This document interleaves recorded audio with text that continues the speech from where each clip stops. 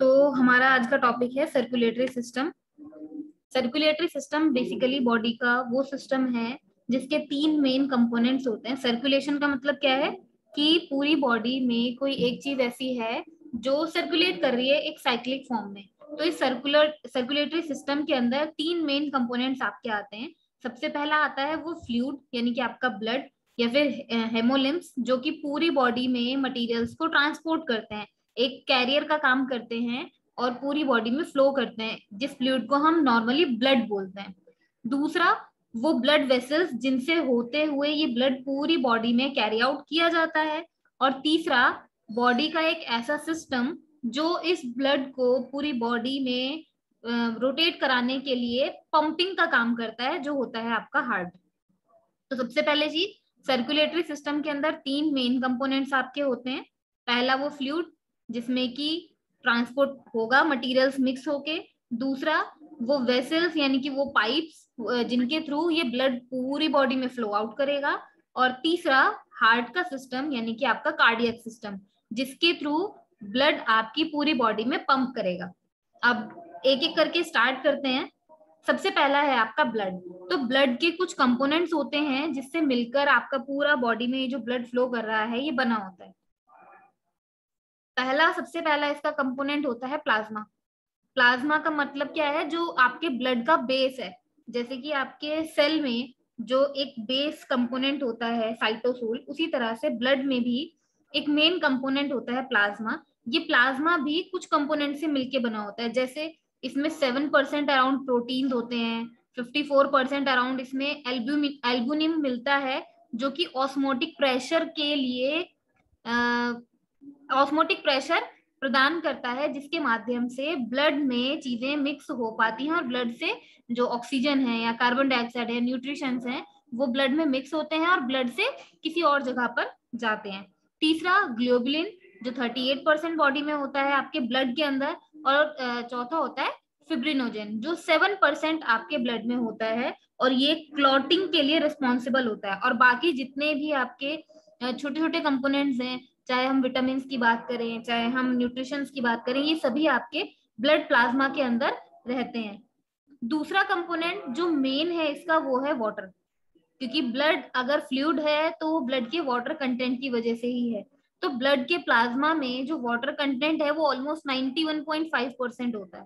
और तीसरा इसका जो पार्ट है उसमें बहुत सारे अदर सॉल्यूट्स आते हैं। वो अदर सॉल्यूट्स कौन कौन से हैं, जैसे इलेक्ट्रोलाइट्स हो गए, गैसेस हो गई। गैसेस में जैसे आपके कार्बन डाइऑक्साइड और ऑक्सीजन मेन होते हैं, नाइट्रोजन होती है, न्यूट्रिएंट्स हो गए, रेगुलेटरी सब्सटेंसेस, जितने भी वेस्ट प्रोडक्ट्स हैं जो ब्लड के थ्रू फिर किडनी में जाके फिल्टर होते हैं, ये सभी के सभी प्लाज्मा का हिस्सा है। प्लाज्मा मेम्ब्रेन का नहीं, ब्लड प्लाज्मा का हिस्सा है। इसी तरह से ब्लड का कंपोनेंट्स में जो दूसरे एलिमेंट्स आते हैं वो होते हैं फॉर्म्ड एलिमेंट। फॉर्म्ड एलिमेंट का मतलब क्या है, जो किसी और से मिलकर बने हैं। तो फॉर्म्ड एलिमेंट बेसिकली आपके तीन तरह के होते हैं। पहले प्लेटलेट्स। प्लेटलेट्स जिसके अंदर मेन कंपोनेंट आपका होता है थ्रोम्बोसाइट। इन नामों को जरूर याद रखेंगे। Platelets are connected with thrombocytes.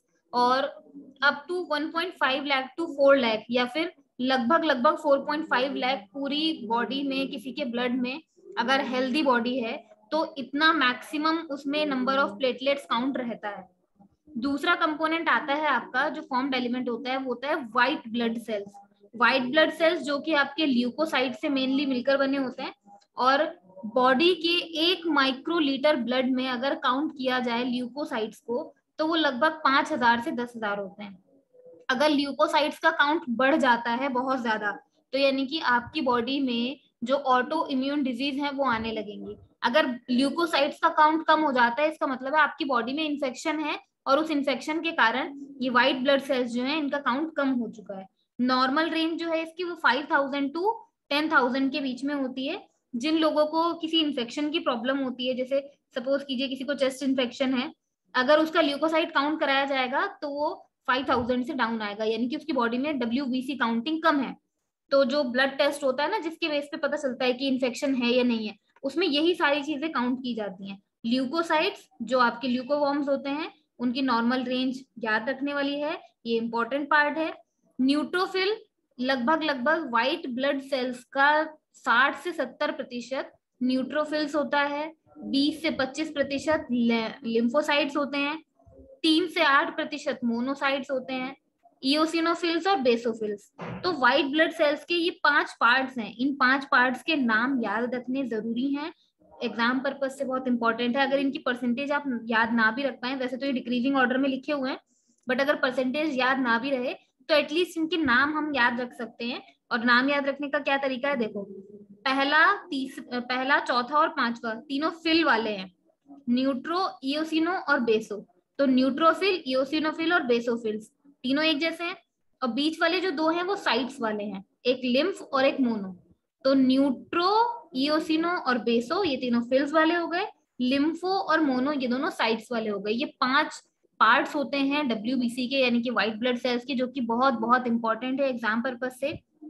Platelets का मेन कंपोनेंट क्या होता है, थ्रोम्बोसाइट। और इसी तरह से जो आपका एक मेन आता है ब्लड का पार्ट, आरबीसी, यानी कि रेड ब्लड सेल्स, जिसके कारण आपकी बॉडी में ब्लड जो है वो रेड कलर का ऑलमोस्ट आपको दिखता है। जो प्योर ब्लड है या फिर ऑक्सीजनेटेड ब्लड है वो रेड कलर का दिखता है। इसका जो मेन कंपोनेंट है वो इराइथ्रोसाइट्स हैं, और लगभग पूरे ब्लड में 4.8 टू 5.4 मिलियन ऑफ इराइथ्रोसाइट्स से मिलकर आपका रेड ब्लड सेल्स बनते हैं। अब यहाँ पे जो रेड ब्लड सेल्स हैं, प्लेटलेट्स हैं या व्हाइट ब्लड सेल्स हैं, ये तीनों ही कंपोनेंट अपने आप में बहुत डीप हैं, और तीनों के अंदर कुछ छोटे छोटे पॉइंट्स ऐसे हैं जो याद रखने वाले हैं एग्जाम पर्पज से भी और नॉलेज पर्पज से भी। तो एक एक करके समझ लेते हैं इनको। सबसे पहले देखते हैं red blood cells. Red blood cells basically क्या है, यहाँ पे आप डायग्राम देख रहे होंगे, ये कुछ इस टाइप के हैं कि जैसे कटोरी नुमा शेप होती है, बीच में आपको एक खाली स्ट्रक्चर दिख रहा होगा। ये खाली स्ट्रक्चर ही वो जगह है जहां पर बॉडी में बाकी चीजें अटैच होके इसके साथ जाती हैं, चाहे वो कार्बन डाइऑक्साइड के एटम्स हों या ऑक्सीजन के एटम्स हों, वो इन्हीं के साथ कंबाइन होकर पूरी बॉडी में कैरी करे जाते हैं। तो रेड ब्लड सेल्स बेसिकली जो है, इसमें न्यूक्लियस की मेच्योरिटी नहीं होती है, मतलब न्यूक्लियस इसमें ऑलमोस्ट ना के बराबर होता है। यानी कि हम ये बोल सकते हैं रेड ब्लड सेल्स जो हैं यही हैं जो ऑक्सीजन को कैरी करके चलते हैं। रेड ब्लड सेल्स में रेड कलर जो है वो किसके कारण होता है, हीमोग्लोबिन के कारण, याद रखने वाली बात है। और ऑलमोस्ट पूरे ब्लड का जो सेल्यूलर कंपोनेंट है वो 99% आपके रेड ब्लड सेल्स से ही मिलकर बना होता है। कहने का मतलब क्या है, जो हमने ये बोला है, अगर हम पूरे ब्लड की बात करें तो पूरे ब्लड में जो आरबीसी हैं लगभग 90% कह रहा हूं आपके आरबीसी पाए जाएंगे पूरे ब्लड में। प्लेटलेट्स का काउंट उनसे थोड़ा कम है, डब्ल्यूबीसी का काउंट उनसे कम है, और डब्ल्यूबीसी जितना भी है अमाउंट में, उस डब्ल्यूबीसी के अंदर डब्ल्यूबीसी का टोटल परसेंटेज मान लीजिए 20 है, तो उस 20 का भी 60 टू 70% न्यूट्रोफिल्स होंगे, 20% लिम्फोसाइट्स, 3% मोनोसाइट्स, इस तरह से इनका डिवीजन होता है। तो रेड ब्लड सेल्स बेसिकली क्या है, इसमें 3 इंपॉर्टेंट चीजें याद रखने वाली क्या है, आरबीसी में न्यूक्लियस अपनी मेच्योरिटी को खो देता है, अर्थात न्यूक्लियस लगभग ना के बराबर इसमें होता है, होता ही नहीं है। लगभग 99% ब्लड के सेल्यूलर कंपोनेंट जो है वो इन्हीं आरबीसी से मिलकर बने होते हैं। और आरबीसी में जो रेड कलर होता है, ये जो रेड कलर के आपको आरबीसी दिख रहे हैं, ये रेड कलर किसके कारण होता है, आपका हीमोग्लोबिन के कारण। कुछ पॉइंट्स इसमें यहाँ पे मेंशन नहीं है, आप लोग इसको नोट कर लें साथ के साथ। सबसे पहला, ऑक्सीजन को कैरी करता है रेड ब्लड सेल्स।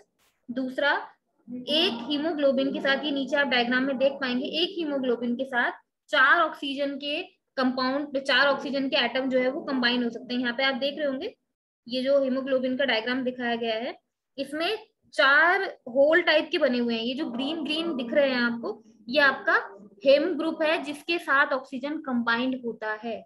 तो एक हीमोग्लोबिन के साथ 4 O2 के मॉलिक्यूल्स आपके कंबाइन हो सकते हैं। और इसमें मेन चीज याद रखने वाली ये है कि हीमोग्लोबिन जो है यही आपके ब्लड प्रेशर को रेगुलेट करता है और मेंटेन करके रखता है। तो हीमोग्लोबिन बेसिकली क्या है, यहाँ पे जैसा हम डायग्राम में देख रहे हैं, एक बहुत अजीब सा कॉम्प्लिकेटेड सा डायग्राम है, और ये प्रोटीन से मिलकर बना होता है। ऑलमोस्ट जितने भी स्ट्रक्चर हैं आपकी बॉडी में वो सभी प्रोटीन से ही मिलकर बने होते हैं, फिर चाहे वो आपके डीएनए आरएनए हो, जो न्यूक्लिक एसिड्स हैं वो भी प्रोटीन के बेस से ही बनते हैं, चाहे हीमोग्लोबिन हो या फिर आपके विटामिन हो। तो जितने भी कंपोनेंट्स कॉम्प्लेक्स बॉडी में पाए जाते हैं उनका बेस जो है वो प्रोटीन ही है। हीमोग्लोबिन प्रोटीन का एक कॉम्प्लेक्स स्ट्रक्चर है जो आप अपने सामने देख रहे हैं, और इस कॉम्प्लेक्स स्ट्रक्चर में हीमे ग्रुप की जो अकाउंट है, जो अकाउंटेंसी है हीमे ग्रुप की, वो बहुत रिच होती है, यानी कि ज्यादा होती है, क्योंकि एक हीमोग्लोबिन में ऑलमोस्ट आपके 4 हीमे ग्रुप पाए जा रहे हैं। तो इसलिए हम बोलते हैं कि haemoglobins are iron rich haem groups. ये आयरन रिच है। इनका ये जो ग्रीन मटेरियल आपको दिख रहा है, ये आयरन का एक तरह से सिंबल है। इसी वजह से ये ऑक्सीजन के साथ कंबाइन हो पाता है, क्योंकि आपने देखा होगा जो आयरनिक मटेरियल्स होते हैं आउटर बॉडी, हम अपने आउटर वर्ल्ड में जो आयरनिक बॉडी देखते हैं, जो लोहा हम देखते हैं आयरनिक कंपोनेंट उसमें होता है, अगर उसको हवा में खुला छोड़ा जाए तो कुछ समय बाद उसमें जंक लगने लगता है, यानी कि वो ऑक्सीडेशन की प्रक्रिया होती है। ऑक्सीजन के साथ जो आयरन है वो रिएक्ट करता है, एक केमिकल रिएक्शन उसकी होती है। तो अगर हीमोग्लोबिन के अंदर भी ये आयरनिक सब्सटेंस है, इसका मतलब क्या है कि ये Fe जो आयरन है, जो भी ऑक्सीजन इसके साथ आएगा ये उसके साथ कंबाइन होके ऑक्सीजन को अपने साथ कैरी कर लेगा। It means haemoglobin molecule oxygen atoms को कैरी करेगा, और ऑक्सीजन की प्रेजेंस में हीमोग्लोबिन का कलर जो है वो ब्राइट रेड हो जाता है। जैसे ये दो आपको अभी लगभग ब्लू दिख रहे होंगे, अगर ये फुल ऑक्सीजन से कंबाइंड होता है तो ब्राइट रेड कलर का ये हीमोग्लोबिन हो जाता है। इसी के कारण आपके रेड ब्लड सेल्स जो है वो ऑलमोस्ट आपको रेड कलर के दिखते हैं। अब इसके बाद अगर हम बात करें रेड ब्लड सेल्स के लाइफ स्पैन की, यानी कि उनका समय कितना है, कितने समय तक एक रेड ब्लड सेल जो बॉडी में जनरेट हुई है, बनी है, वो कितने समय तक बॉडी में जिंदा रह सकती है। बहुत इंपॉर्टेंट क्वेश्चन है। 4 मंथ्स के अराउंड, यानी कि 120 डेज के अराउंड एक आरबीसी का लाइफ स्पैन होता है। अगर कोई रेड ब्लड सेल आपकी बॉडी में आज बना है तो वो अगले 120 डेज तक बॉडी में एज इट इज बना रहेगा, और उसके बाद आयरनिक मटेरियल जो है जो हीमोग्लोबिन में एग्जिस्टेड है वो लीवर के स्प्लीन में जाकर रिसाइकल हो जाएगा, यानी कि वो आरबीसी दोबारा से बनेगी, डीऑक्सीजनेट होगा, फिर उसमें ऑक्सीजन जाएगी, तब जाके वो आरबीसी जो है फिर से आरबीसी में कन्वर्ट हो पाएगी आफ्टर 4 मंथ्स। तो 4 मंथ तक कोई एक आरबीसी अगर बॉडी में जनरेट हुई है, और ऑलमोस्ट कितने आरबीसी थे अभी हमने पीछे देखा, बॉडी में टोटल आरबीसी काउंट कितना होता है, ऑलमोस्ट 4.8 टू 5.4 मिलियन। तो यानी कि पर सेकंड के हिसाब से अगर आप काउंट करना चाहें तो आरबीसी की जो रेट है चेंज होने की वो काफी ज्यादा होती है, क्योंकि हमारी बॉडी में अगर इतने मिलियंस हैं और उसको अगर आप 4 मंथ यानी 120 से डिवाइड करते हैं तो भी ऑलमोस्ट आपकी लैक्स के अकॉर्डिंग आपकी काउंटिंग आएगी पर डे की। पर डे में इतने वो चेंज होते रहते हैं। तो ऑलमोस्ट इसका लाइफ स्पैन सभी लोग याद रखें, 4 मंथ या फिर 120 डेज। जितने हार्मोन्स हैं आपके, इराइथ्रोप्रोटीन है जो किडनी के थ्रू बनते हैं, उनमें आरबीसी के थ्रू ही स्टिमुलेट उनको किया जाता है, और आरबीसी के थ्रू ही रेड बोन मैरो जनरेट किया जाता है। उसमें आरबीसी का एक मेन पार्ट होता है, ये चीज पहले भी डिस्कस हुई थी कि रेड बोन मैरो जो है क्या वो आरबीसी से ही बनता है। तो उस वक्त भी ये बात बताई गई थी कि रेड बोन मैरो में आरबीसी के साथ और भी बहुत सारी चीजें होती हैं, उसको हम केवल आरबीसी नहीं बोल सकते हैं, लेकिन उसका मेन कंपोनेंट आरबीसी ही होता है। नीचे एक डायग्राम दिखाया गया है जिसमें आप एक साइकिल देख सकते हैं। अगर ऑक्सीजन की डेफिशिएंसी है तो जो इराइथ्रोप्रोटीन्स हैं जिनका प्रोडक्शन किडनी के थ्रू हो रहा है उनको स्टिमुलेट किया जाएगा, रेड ब्लड सेल्स का प्रोडक्शन किया जाएगा बोन मैरो में। उसके बाद इसके कारण, क्योंकि रेड ब्लड सेल से बोन मैरो प्रोड्यूस हो चुका है, ऑक्सीजन का लेवल रिस्टोर हो चुका है, तो यहाँ से ऑक्सीजन जो है वो आपकी यूज हो चुकी है, इनहिबिट हो चुकी है, फिर से इसमें ऑक्सीजन की कमी हो गई है, जिसके कारण इराइथ्रोप्रोटीन फिर से बॉडी में बनेगा, किडनी में बनेगा। जब ऑक्सीजन की डेफिशिएंसी होगी तो ये इस तरह से पूरा साइकिल जो है ये चलता रहेगा आपका। आरबीसी के लाइफ स्पैन में ये पूरा साइकिल आपका कंटिन्यू चलता रहेगा।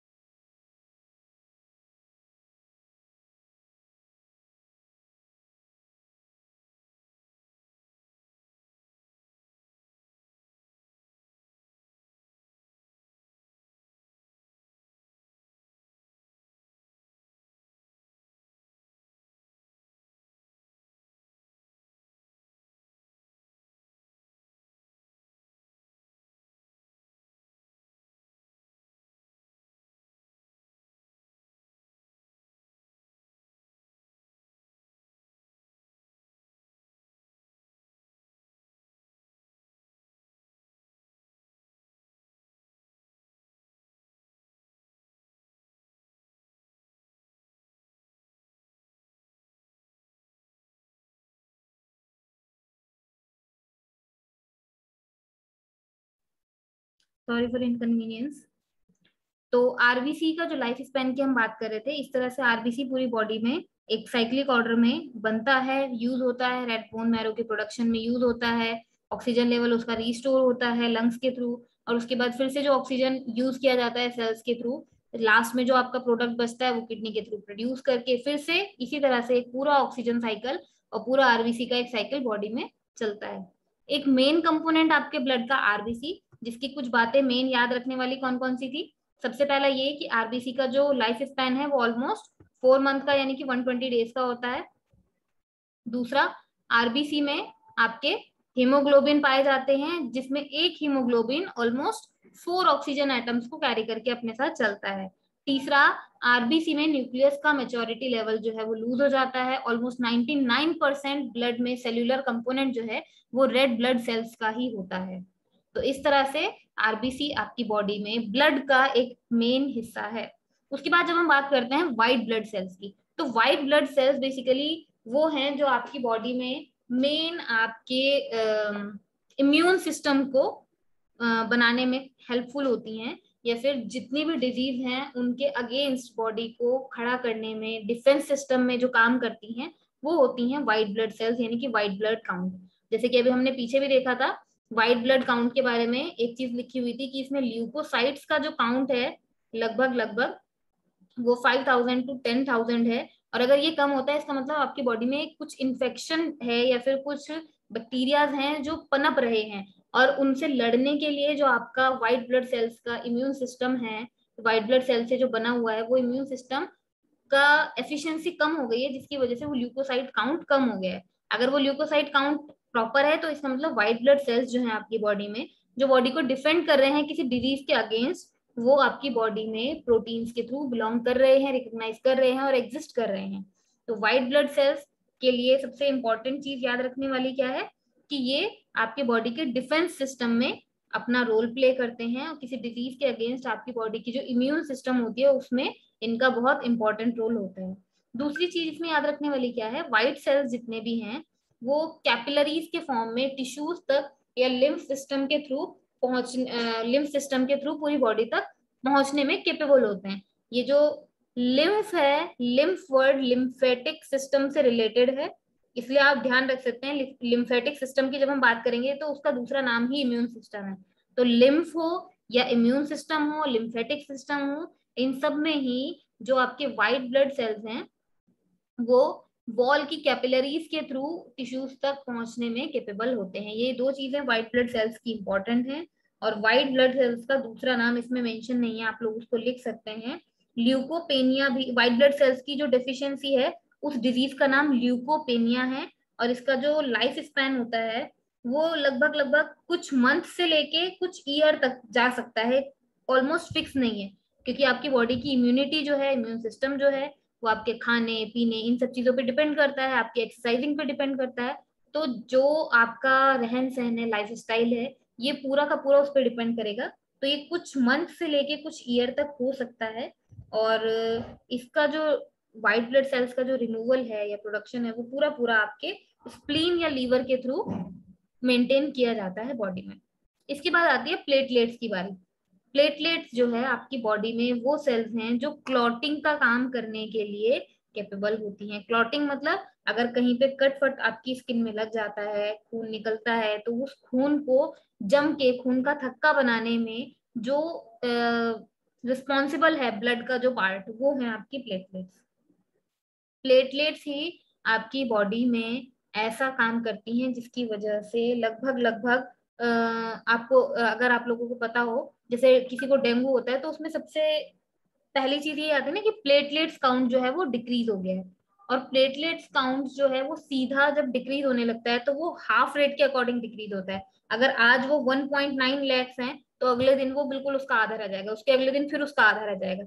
यूजुअली प्लेटलेट्स की जो काउंटिंग है वो ऑलमोस्ट 10 डेज तक की रहती है, उसका लाइफ स्पैन जो है वो लगभग 10 दिन तक का रहता है। तो जैसे ही न्यूक्लियस लैक करने लगते हैं मेगा कैरोसाइट्स के, वैसे ही प्लेटलेट्स की जो लाइफ स्पैन है वो शॉर्ट होने लगती है। अगर आपकी बॉडी में कोई बैक्टीरिया आ गया है, कोई इन्फेक्शियस मटेरियल आ गया है, जैसे कि डेंगू का मच्छर जो है वो काट लेता है, उसका जो पॉइजन है वो बॉडी में चला जाता है तो वो सीधा प्लेटलेट्स को अफेक्ट करता है और प्लेटलेट्स काउंट जो है धीरे धीरे कम होने लगता है। ऑलमोस्ट अगर ब्लड टाइम पे मिल जाता है तो ब्लड चढ़ाने का मेन रीजन ये होता है कि जो फ्रेश ब्लड है उसमें प्लेटलेट की काउंटिंग प्रॉपर है, तो बॉडी में प्लेटलेट्स की कमी नहीं होगी। प्लेटलेट्स की अगर कमी होती है तो बॉडी आपकी सरवाइव नहीं कर पाएगी। प्लेटलेट्स के लिए भी इसको नोट कर लेंगे, ऑलमोस्ट इसका life span minimum 6 to 10 days का होता है। ये भी लीवर और स्प्लीन के थ्रू ही रिमूव या फिक्स किया जाता है। इसमें आपका जो मेन कंपोनेंट है वो ये है कि प्लेटलेट्स जो है ब्लड की क्लॉटिंग में वर्क करता है। और एक कंप्लीट बॉडी में प्लेटलेट्स का जो काउंट है ऑलमोस्ट उसको हम पीछे बता भी चुके हैं एक बार, 1.5 लाख से 4 लाख तक का या फिर मैक्सिमम 4.5 लाख तक की प्लेटलेट्स किसी एक बॉडी में पाए जाते हैं। और ये न्यूक्लियस फ्री होता है, इसमें कोई न्यूक्लियस नहीं होता है। न्यूक्लियस केवल और केवल व्हाइट ब्लड सेल्स में पाया जाएगा, ना ही आरबीसी में पाया जाएगा, ना ही प्लेटलेट्स में पाया जाएगा। तो कंपोनेंट ऑफ ब्लड में मेन आपके 3 हैं जो फॉर्म्ड एलिमेंट्स हैं, प्लेटलेट्स, व्हाइट ब्लड सेल्स और red blood cells. Red blood cells जो कि लगभग आपके ब्लड का 90% 99% बनाते हैं। इस रेड ब्लड सेल्स में हीमोग्लोबिन होता है जो ऑक्सीजन कैरियर का काम करता है। कुछ मेन मेन पॉइंट्स हैं। व्हाइट ब्लड सेल्स के 5 पार्ट हैं, न्यूट्रोफिल, इओसिनोफिल, बेसोफिल, लिम्फोसाइट और मोनोसाइट।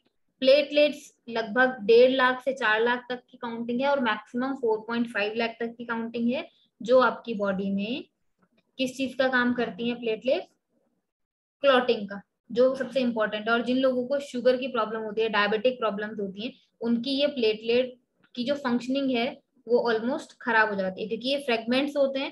फ्रेगमेंट्स मतलब आप यहाँ पे इस डायग्राम में देख रहे होंगे, ये जो जाल टाइप का दिख रहा है ना, ये आपकी प्लेटलेट्स हैं। अगर ये काउंट कम हो जाता है तो नीचे से जो ब्लड निकल रहा है वो कंटिन्यू निकलता रहेगा क्योंकि इस पे ऊपर से एक कवरिंग नहीं चढ़ पाएगी। तो ये जो ट्रैपिंग है ब्लड की, ये काम होती है आपकी प्लेटलेट्स में। इसलिए प्लेटलेट्स, व्हाइट ब्लड सेल्स और रेड ब्लड सेल्स आपकी सारी की सारी मिलके आपका ब्लड का एक मेन कंपोनेंट बनाती हैं जिसको हम फॉर्म्ड एलिमेंट बोलते हैं। और प्लाज्मा जो है वो पीछे अभी जो हमने सबसे फर्स्ट वाली डायग्राम में देखा था, अगर हम पूरे ब्लड के अकॉर्डिंग देखें कि पूरे ब्लड में प्लाज्मा कितना है और फॉर्म्ड एलिमेंट्स कितने हैं, तो आप इसको नोट कर सकते हैं। पूरे ब्लड में 55% प्लाज्मा होता है और जो फॉर्म्ड एलिमेंट है पूरे ब्लड का वो केवल 45% कंट्रीब्यूट करते हैं। अगर पूरा ब्लड आपका मान लीजिए 12 ग्राम का है तो 12 ग्राम का 55% उसमें प्लाज्मा होगा और 45% उसमें फॉर्म्ड एलिमेंट्स होंगे, जिन 45% के अंदर भी फिर आपके डिविजन्स हैं। ठीक है, तो इस तरह से आपका जो ब्लड का पूरा एक सिस्टम है जो सर्कुलेटरी सिस्टम के लिए मेन कंपोनेंट है वो चलता है। ब्लड की क्लॉटिंग किस तरह से होती है इसको केवल एक एडिशनल टॉपिक के रूप में आपको सामने प्रेजेंट किया गया है ताकि क्लॉटिंग को आप समझ पाए। क्लॉटिंग के लिए जो मेन कंपोनेंट है वो होता है फिब्रिनोजन। ठीक है, क्या होता है, प्लेटलेट्स जो हैं वो एग्रीगेट साइट पर, यहाँ पे नीचे आप देख रहे होंगे ब्लड वेसल्स की वॉल है, यहाँ से ब्लड निकलना स्टार्ट हुआ है। तो जो ये फिब्रिन है, जो ये वॉल पे फिब्रिन इकट्ठा होने लगा है, ये फिब्रिन क्या करेगा, यहाँ पे एक जाल बनाने लगेगा और उस जाल के बीच में जो आपके ब्रोकन सेल्स हैं वो ट्रैप होने लगेंगे। केमिकल प्रोडक्शन होगा, केमिकल्स स्टिमुलेट होंगे और वो स्टिमुलेट करके किसको प्रोड्यूस करेंगे, थ्रोम्बिन को प्रोड्यूस करेंगे। ये थ्रोम्बिन ही फिर कन्वर्ट होता है प्रोटीन के फिब्रिनोजेंस में, जो फिब्रिनोजेन स्टिकी फाइबर्स के रूप में इस ब्लड को ऊपर से क्लॉट करने का काम करते हैं। यानी कि सबसे पहले इसमें क्या हुआ, प्लेटलेट्स एग्रीगेट साइट पर आकर इकट्ठी हुई, उसके बाद जो सेल्स टूटे हैं और प्लेटलेट्स रिलीज हुए हैं, वहां पर एक केमिकल स्टिमुलेशन होगा। उस केमिकल स्टिमुलेशन के थ्रू फिब्रिन या थ्रोम्बिन बनना स्टार्ट, फिब्रिन से थ्रोम्बिन बनना स्टार्ट होगा, इस थ्रोम्बिन से फिब्रिनोजेन बनेगा और ये फिब्रिनोजेन जो है यही ब्लड को क्लॉट करने का काम करता है। तो इस तरह से ब्लड की क्लॉटिंग आपकी बॉडी में होती है। इसके बाद हमारा सेकंड पार्ट स्टार्ट होगा।